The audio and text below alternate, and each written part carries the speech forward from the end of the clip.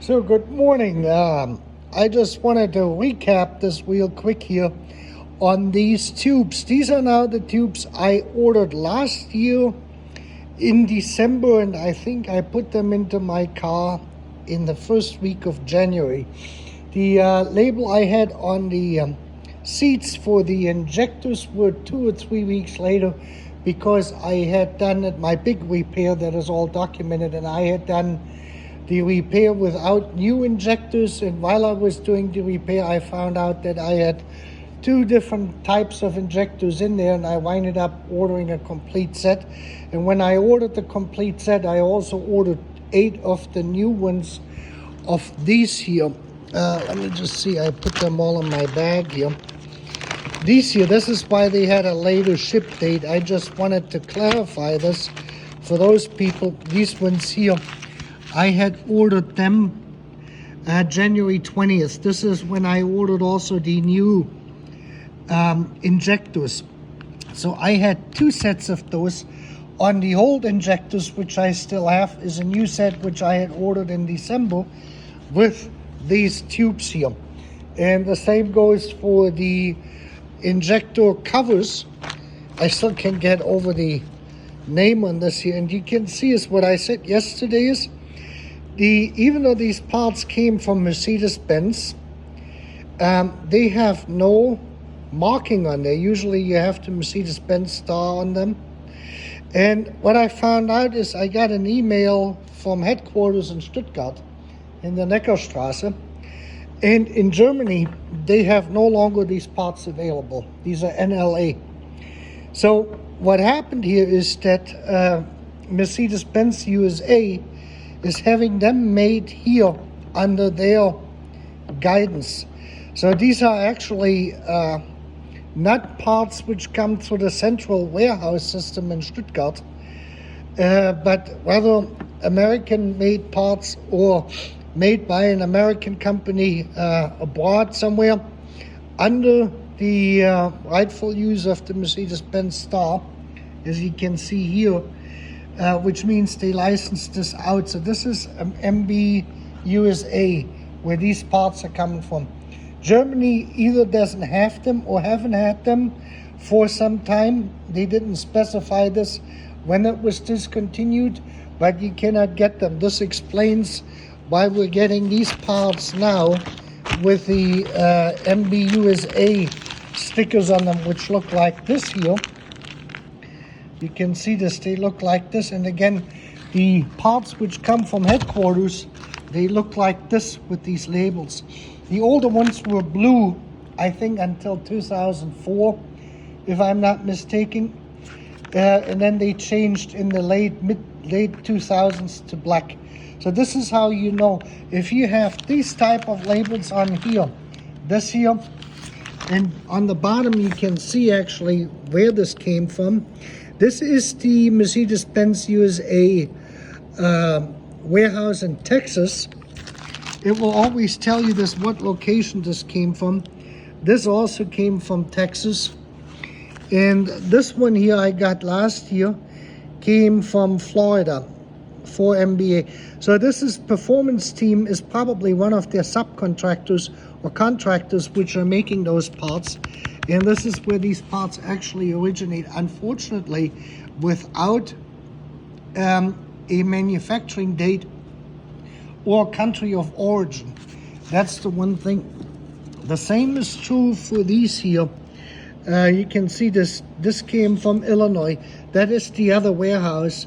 So you can have this coming from different places, but when it says down here from Mercedes-Benz USA LLC, that means they came from Mercedes-Benz USA, MB USA. If you get a part with this sticker on it, that means that came from the central warehouse unit. The administrative site is in Stuttgart Untertürkheim at the headquarters, but the actual warehouse is on a small island outside of Mannheim. I forgot what they call that, which is about a 45 minutes drive from Frankfurt Airport. And that is a fully climatized, dust-controlled environment where a lot of parts are stored. And when they're out, then you can't get anything basically. Then they become NL. But it looks like it that these parts all have been contracted to be manufactured by companies here in the United States, I would guess, and they are not quality inspected in Stuttgart. That's the thing what I have gathered out of it, out of the email I got from the parts department at the headquarters down there, my contacts. I just wanted to throw this in, and I just wanted to show you real quick of what the issue actually is here. You can see this, they are deformed, and they are now wider. They have actually expanded in size in that 1 year, and you can see it is smaller here, and it is bigger here. So they have actually stretched out from these two, what do I call those? Ribs in here basically. So they should be holding this in, but because this has expanded out, you can basically easily pull this out, and that's how they're bypassing this. And you can also see some of them, they're not straight, they're actually angled, but here you can see it. You can see on how they're actually bulging out. And this is, like I said in the other video, this problem is coming from is that the rubber additives in here are not enough or wrong in order to create temperature stability in the system. And with that, or temperature stable rubber, like you have it with siliconized rubber. Siliconized rubber usually stays the same no matter what the temperature is in a particular temperature range. And I'm pretty sure I have siliconized rubber. Yeah, we do have some. We have actually quite a bit here. And now this is a example, a siliconized rubber, just for you. And this has a woven fabric in it, excuse me.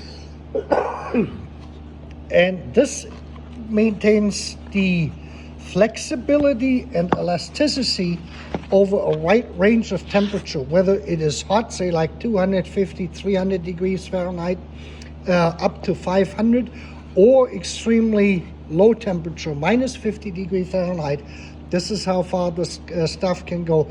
This is pretty expensive. This is military grade to begin with, but you can do this. And this is a siliconized rubber, and the rubber basically has silicone in it, and it is that silicone which provides the temperature stability. And this is basically what's missing in here, and they may have to use different additives or what have you in it to make it more temperature stable. Once it becomes more temperature stable, these parts here will not deform or get marked. You can see this has to do with the softness of the material. And they won't harden out as fast, and they will not expand. And that is really the big problem. And you can see this, some of them are better. This one here, you can see this probably very well on how this has actually expanded out here. Well, anyway, this is basically the core. These cups, from what I've gathered, or injector covers, I guess that's what they call them, they seem to be fine. They seem to be not having a problem. What I winded up doing is I set them in and I push them down. I lubricate them and with water, and then I use a wood piece like this here, and I tap them very carefully in with a hammer so they seal. This O-ring here basically have to go all the way down to the bottom of this. And there's another thing is on those is at one point or another they must have been a different part, because the head itself is beveled. It's like countersunk, and that means that the rubber here actually should sit in this countersunk area. And as you can see, they got these retainer clips, and what I believe is what this does is it goes into it. So it sits in the beveled area, so the rubber actually makes contact with the countersunk area. and then you have a full seat, so they have to be fully in, and you have to get them in there very carefully because they travel like a quarter of an inch or 3/8 of an inch. But this is basically what you're looking at. And with that, you have a great afternoon.